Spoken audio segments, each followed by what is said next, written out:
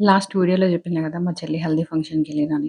దాని తర్వాత మెహందీ ఇవేమి అటెండ్ కాలేకపోయినాము. బయటికెళ్ళి మెహందీ పెట్టుకొచ్చుకొని ఇంట్లోనే ఉండిపోయినాము. నా శ్రీమంతం తర్వాత మళ్ళీ మెహందీ పెట్టుకోవడం మా చెల్లి పెళ్ళికే. విహాన్‌కి నేను అట్లా కనపడడం ఫస్ట్ టైమ్ కాబట్టి వాడు చాలా ఎక్సైటెడ్‌గా ఉండే అప్పుడు. నేను మా తమ్ముడు మెహందీకి కూడా అటెండ్ కాలేకపోయినా. మా చెల్లి పెళ్లి టైమ్ లాగానే ఇప్పుడు కూడా బయటికెళ్ళేసి మెహందీ పెట్టిచ్చేసుకొనొచ్చిన. నేనక్కడ లేనని, ఆ ఫంక్షన్ మిస్ అయితున్నా అని మా తమ్ముడు ఎప్పటికప్పుడు ఫోటోస్, వీడియోస్ పంపిస్తూనే ఉన్నాడు నాకు. అదే రోజు సాయంత్రము పెళ్ళికొడుకు ఫంక్షన్ ఉండే. అండ్ లాస్ట్ మొమెంట్‌లో డిసైడ్ అయ్యి అప్పటికప్పుడు మేము వెళ్ళిపోయినాము. మా చెల్లి పెళ్లి టైంకయితే ఎట్లా ఏది అటెండ్ కాలేకపోయినా. వీడికి కూడా మిస్ అయిపోతానేమో అని ఒకటుండే మైండ్‌ల. కానీ మా తమ్ముడికి సంబంధించిన ఫంక్షన్స్ అటెండ్ కాగలిగినాము.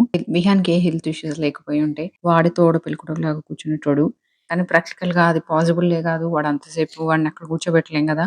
ఏదో మా సాటిస్ఫాక్షన్ కోసం పెళ్ళికొడుకుని చేసిన రోజు ఒక 2 మినిట్స్ మా తమ్ముడు పక్కన కూర్చోబెట్టినాము. మా అందరికి ఒక చిన్న హ్యాపీ మూమెంట్ ఇది. అట్లా విహాన్ని కొద్దిసేపు అక్కడ కూర్చోబెట్టినందుకు.